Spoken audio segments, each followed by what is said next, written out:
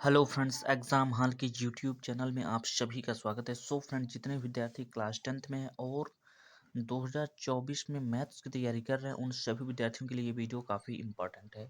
इस वीडियो में हम लोग मैथ्स के 20 महत्वपूर्ण बहुविकल्पी क्वेश्चन जो है देखने वाले हैं, जो कि आपके बोर्ड एग्जाम के पॉइंट ऑफ व्यू से काफ़ी महत्वपूर्ण है। तो चलिए वीडियो को बिना देरी करते हुए वीडियो को स्टार्ट करते हैं। जैसा कि आप लोग यहाँ पर देख सकते हैं, यहाँ पर दिया गया क्वेश्चन नंबर पहला यानी प्रश्न नंबर पहला कह रहा है। क्वेश्चन में 144 के अभाज्य गुणनखंडों में, ठीक है, अभाज्य गुणनखंडों की घातों का योग क्या होगा। तो यहाँ पर हमसे 144 का जो है अभाज्य गुणनखंडों की घातों का योग यहाँ पर पूछ रहा है। तो सबसे पहले आपको करना क्या होगा, सबसे पहले आपको अभाज्य गुणनखंड करना होगा। आई होप आप सभी को अभाज्य गुणनखंड करना तो आता ही होगा। तो सबसे पहले हमको किसका करना है, तो 144 का करना है। तो यहाँ पर लिख दीजिए 144, ठीक है। 144 का हमें क्या करना है, अभाज्य गुणनखंड करना है। तो सबसे पहले काटा जाता है 2 से। तो 2 से अगर काटेंगे, 2 से ये 7 बार में कट जाएगा, 2 से कितनी बार में, 2 बार में कट जाएगा, ठीक है। फिर 2 से काटेंगे तो 2 से 2 तिहाई 6 हो जाएगा, एक यहाँ पर बच जाएगा, तो 2 छंग 12 हो जाएगा। फिर क्या करेंगे, यहाँ पर 2 से काटेंगे, 2 एकम 2, 2 8 16 हो जाएगा। फिर यहाँ पर 2 से भाग देंगे तो 2 से कटेगा 9 बार में, ठीक। अब 2 से यहाँ पर नहीं कटेगा, अब ये कटेगा 3 से, तो ये 3 से कटेगा यहाँ पर 3 से 3 बार में, ठीक है। इतना हो जाने के बाद अब इसको काटिए 3 से, ये 3 से एक बार में कट जाएगा। अब यहाँ पर दो दो कितनी बार है, तो 1 2 3 4, 4 बार 2 है। तो कहने का मतलब यहाँ पर आप लिखोगे 2 पे पावर 4 लिखोगे, इंटू लगा दीजिए। 3 कितनी बार है, तो 3 2 बार है, तो यहाँ पर लिखिए 3 पे पावर स्क्वायर। यहाँ पर हमसे सवाल में पूछा है कि घातों का योग हमें ज्ञात करना है। तो घात हमारा कितना है, 6 है, और प्लस में कितना है, 2 है। योग मतलब जोड़ होता है, तो 4 और 2 कितना हो जाएगा, 6 हो जाएगा। तो 6 जो है आपके क्वेश्चन का जो है करेक्ट ऑप्शन होने वाला है। तो 6 हमारा जो दिया गया है ऑप्शन नंबर चौथे में दिया गया है, तो ऑप्शन नंबर इसका चौथा ही करेक्ट हो जाएगा। तो चलिए समझते हैं क्वेश्चन नंबर दूसरे। तो यहाँ पर आप लोग देख सकते हैं, आपका है क्वेश्चन नंबर दूसरा। क्वेश्चन नंबर दूसरा काफ़ी महत्वपूर्ण क्वेश्चन है। और क्वेश्चन नंबर दूसरे में क्या बोल रहा है, किसी पूर्णांक m के लिए प्रत्येक सम पूर्णांक निम्नलिखित रूप का होता है, यानी प्रत्येक कंडीशन में उसका मान सम ही होना चाहिए। तो ऑप्शन नंबर यहाँ पर पहला में दिया गया है यम। देखिए यहाँ पर m का मतलब m के स्थान पे कोई संख्या रखेंगे। मान लीजिए यहाँ पर अगर हम 2 रखते हैं तो ये सम है, अगर मान लीजिए 3 रखेंगे तो ये भी सम है। कहने का मतलब अगर हम सम रखेंगे तो सम होगा, विषम रखेंगे तो विषम होगा, लेकिन यहाँ पर कह रहा है प्रत्येक कंडीशन पे सम होना चाहिए। तो ऑप्शन नंबर ये तो होगा नहीं। तो ऑप्शन नंबर सेकंड पे आएंगे, यहाँ पर है यम प्लस में 1। अगर यम का मान मान लीजिए हम सम लेते हैं और प्लस में 1, तो यहाँ पर हो जाएगा ये 3 हो जाएगा। 3 एक विषम है। अगर मान लीजिए कोई संख्या हम विषम लेते हैं, 3 प्लस में 1 करते हैं, तो यहाँ पर हो जाएगा 4। तो यहाँ पर सम लेंगे तो विषम हो जाएगा, विषम ले रहे हैं तो सम, अर्थात ये भी ऑप्शन आपका सही नहीं होगा। तो ऑप्शन नंबर तीसरे पाएंगे, यहाँ पर है 2 इंटू एम। तो 2 को 2 ही लिखेंगे यहाँ पर। अगर हम मान लीजिए विषम लेते हैं तो 3 दूना कितना हो जाएगा, 6 हो जाएगा। अब मान लीजिए 2 इंटू 3 के स्थान पे कोई सम संख्या लेते हैं, जैसे 4, तो 4 का दूना 8 हो जाएगा। तो यहाँ पर देखिए हर कंडीशन पे क्या हो रहा है, यहाँ पर सम हो रहा है। तो अतः आप बोल सकते हो कि ऑप्शन नंबर इसका जो तीसरा वाला है ये आपका हो जाएगा करेक्ट ऑप्शन।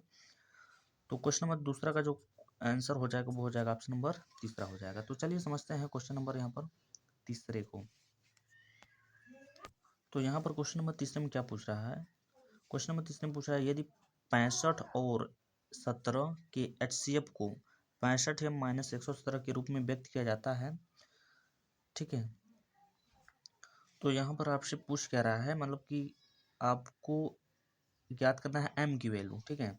कह रहा है यदि 65 और 117 को के HCF को 65 या -117 के रूप में व्यक्त किया जा सके तो यम का मान ज्ञात कीजिए, ठीक है। यम का मान ज्ञात कीजिए, ये क्वेश्चन है आपका। तो चलिए सबसे पहले इसको बहुत ही आसानी तरीके से हल कर लेते हैं। क्वेश्चन काफ़ी महत्वपूर्ण है, ठीक है। क्वेश्चन में सबसे पहले देखिए क्या बोला है, जो भी बोला है उसका हमें लेना पड़ेगा HCF। तो 65 यहाँ पर है, तो 65 को ले लीजिए। 65 को 2 भागों में तोड़ेंगे तो यहाँ पर 5 इंटू 13 बार में टूटेगा, 13 5 65। और दूसरी संख्या जो है वो है 117।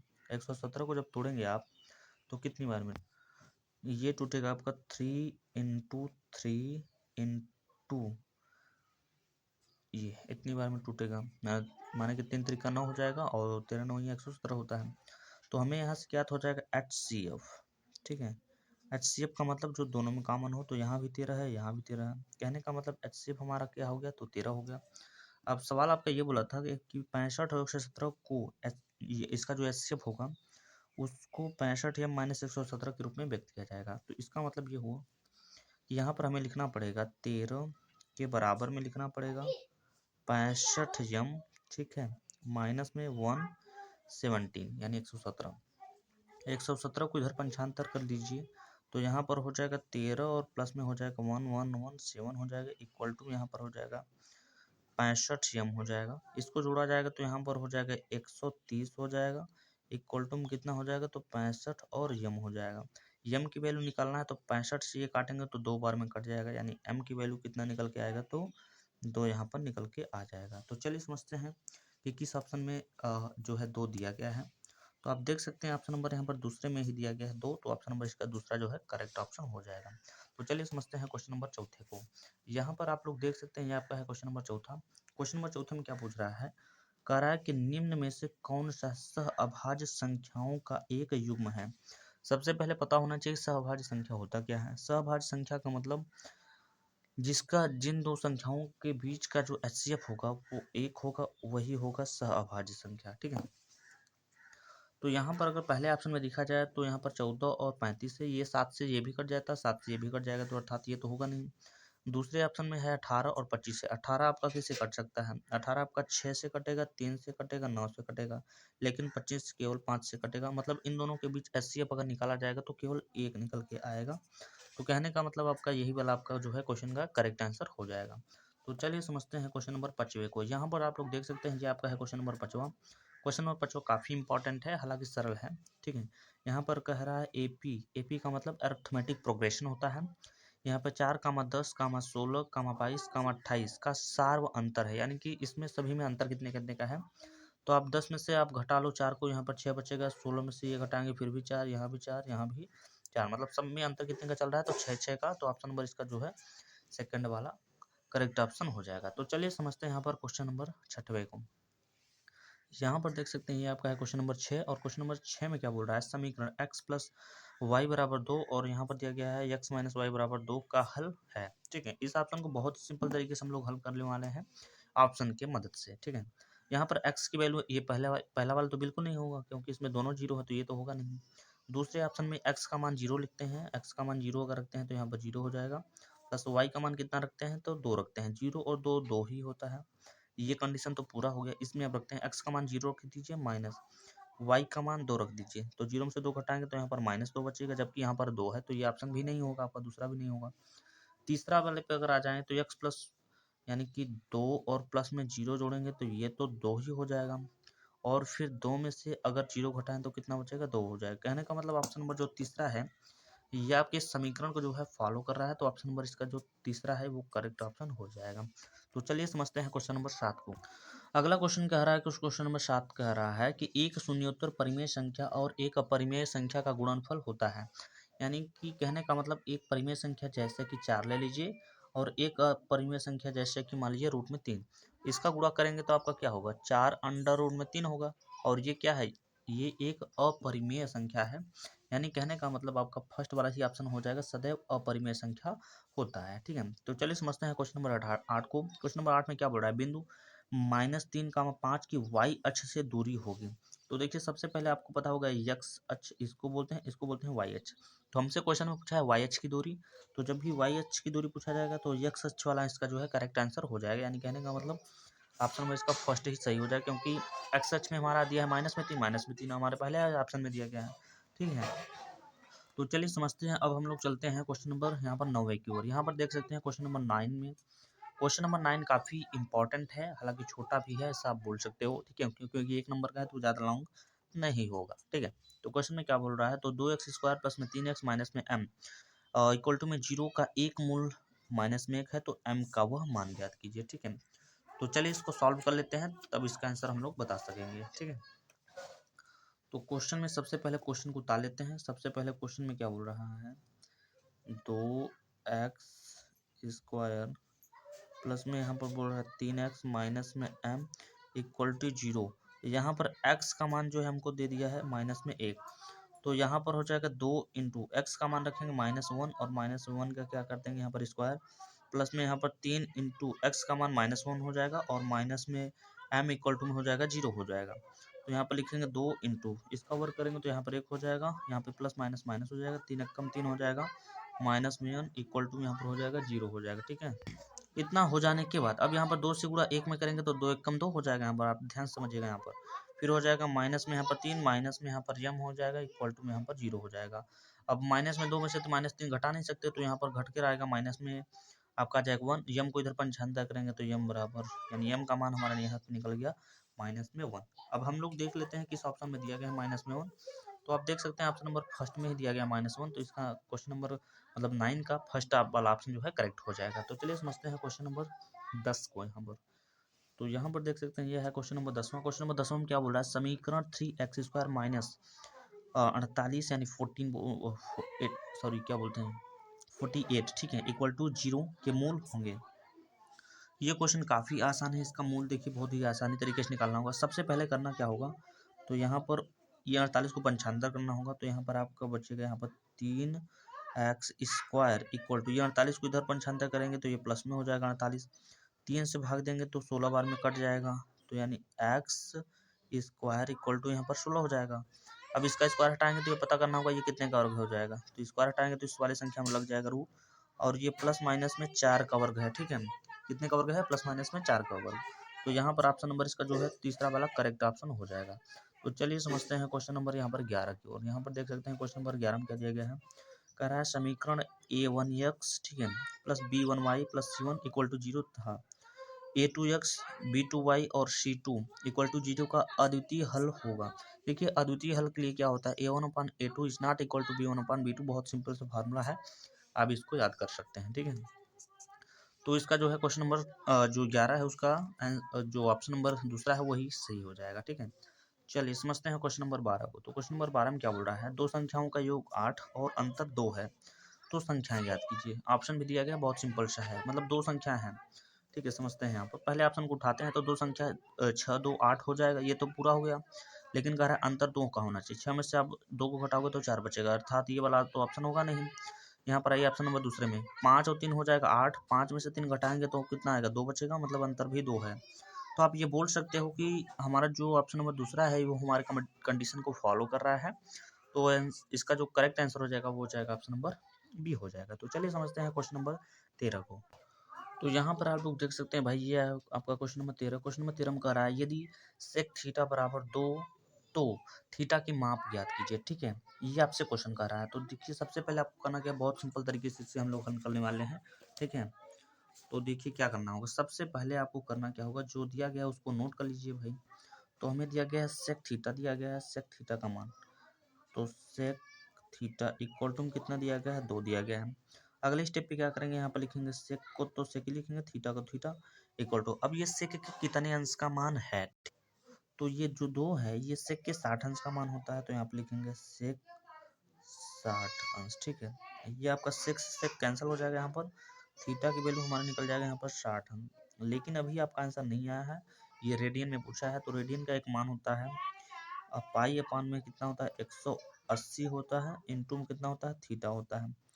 तो पाई बट्टे में यहाँ पर लिखेंगे 180 इंटू थीटा का मान हमारे पास कितना है 60 डिग्री है, 60 से काट देंगे तो 3 बार में यहाँ पर कट जाएगा, यानी पाई/3 इसका जो है क्वेश्चन का करेक्ट आंसर हो जाएगा। ठीक है, तो यहाँ पर देख सकते हैं पाई/3 जो है हमारे ऑप्शन नंबर सेकंड में दिया गया, तो ऑप्शन नंबर इसका सेकंड जो है वो करेक्ट ऑप्शन हो जाएगा। तो चलिए समझते हैं क्वेश्चन नंबर 14 को। क्वेश्चन नंबर 14 में क्या बोल रहा है, दो समरूप त्रिभुज की भुजाएं 4:9 के अनुपात में है, इन त्रिभुजों के क्षेत्रफलों का अनुपात होगा।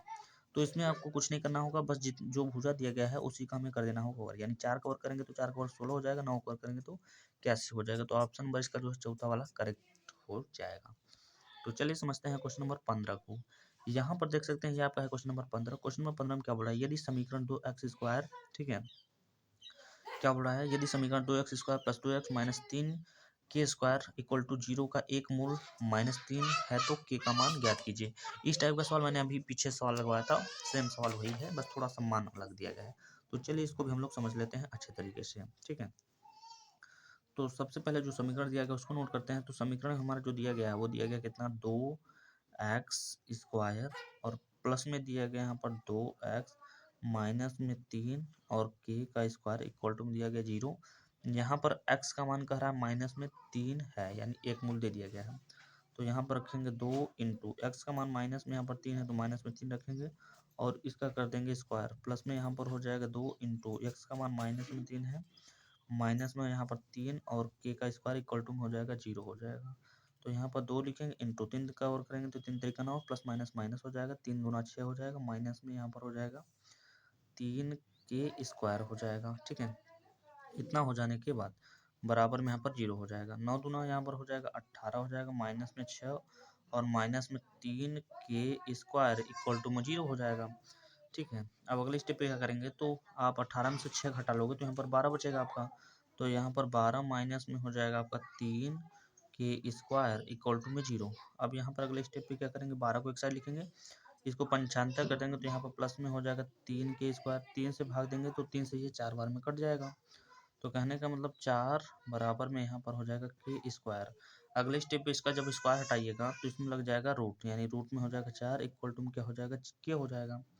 तो के का मान निकालने के लिए प्लस माइनस ये कितने का वर्ग है, तो 2 का वर्ग है, तो यहाँ पर हो जाएगा 2। तो यही ऑप्शन इसका जो है, जिस ऑप्शन में दिया गया वही वाला ऑप्शन सही होगा। तो प्लस माइनस में 2 हमारा दिया गया है ऑप्शन नंबर तीसरे में, तो ऑप्शन नंबर इसका तीसरा जो है करेक्ट ऑप्शन हो जाएगा। तो चलिए समझते हैं क्वेश्चन नंबर 16 यानी 16 को। यहाँ पर देख सकते हैं ये आपका दिया गया क्वेश्चन नंबर 16। क्वेश्चन नंबर 16 में क्या दिया गया है, कह रहा है कि sine square theta plus cos square theta का मान कितना होता है।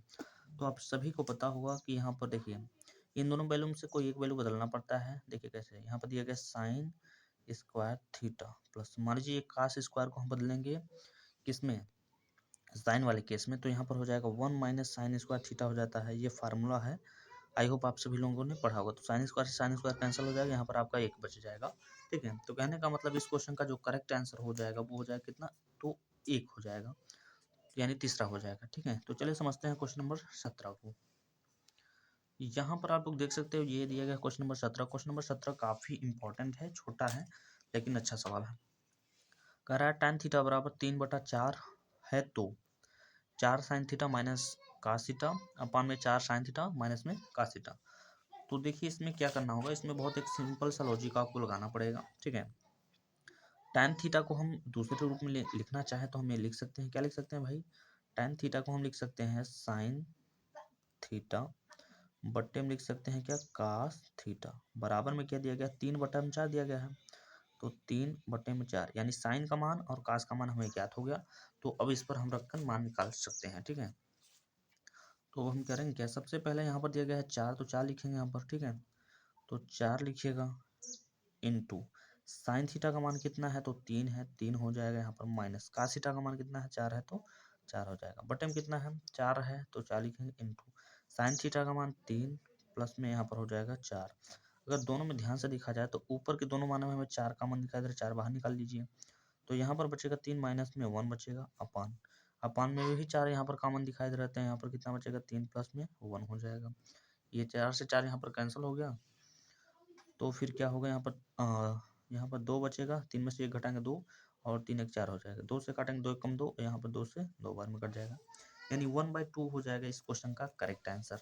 1/2 जो हो दिया गया हमारे ऑप्शन नंबर तीसरे में दिया गया, तो ऑप्शन नंबर इसका तीसरा ही करेक्ट ऑप्शन हो जाएगा। तो चलिए समझते हैं क्वेश्चन नंबर 18 को। क्वेश्चन नंबर 18 में क्या बोल रहा है, उस वृत्त की परिधि जिसकी त्रिज्या इतना दिया गया है, यानी उस वृत्त की परिधि ज्ञात कीजिए जिसका त्रिज्या दिया है इतना। तो ठीक है, वृत्त की परिधि निकालने के लिए उसका एक बहुत सिंपल सा फार्मूला होता है।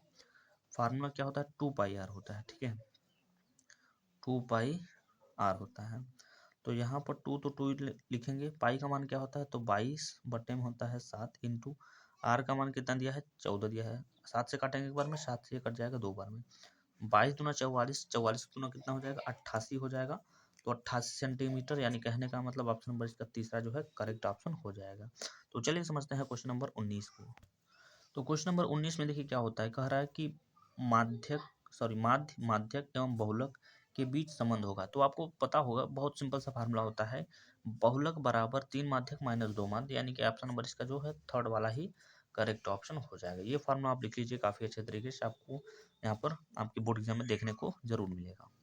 तो चलिए चलते हैं इस वीडियो का लास्ट क्वेश्चन यानी क्वेश्चन नंबर 20 की ओर। तो क्वेश्चन नंबर 20 में क्या बोल रहा है कि a x square plus b x plus c equal to 0 के मूलों का योग होता है। तो सबसे पहले आपको पता होना चाहिए कि मूलों का योग का फार्मूला क्या होता है। तो अल्फा और प्लस में beta equal to minus b upon में ए होता है। तो मूलों का योग का यही फार्मूला है। तो माइनस बी अपान ए जो दिया गया है वो ऑप्शन नंबर आपके चौथे में दिया गया है, तो ऑप्शन नंबर चौथा ही इस क्वेश्चन का करेक्ट हो जाएगा ऑप्शन। ठीक है, तो इस वीडियो में हम लोगों ने मैथ्स के 20 क्वेश्चन जो है हल किए हैं, जो कि काफ़ी ज़्यादा महत्वपूर्ण क्वेश्चन है भाई। तो इस वीडियो में बस इतना ही, मिलते हैं नेक्स्ट वीडियो में, तब तक के लिए जय हिंद जय भारत।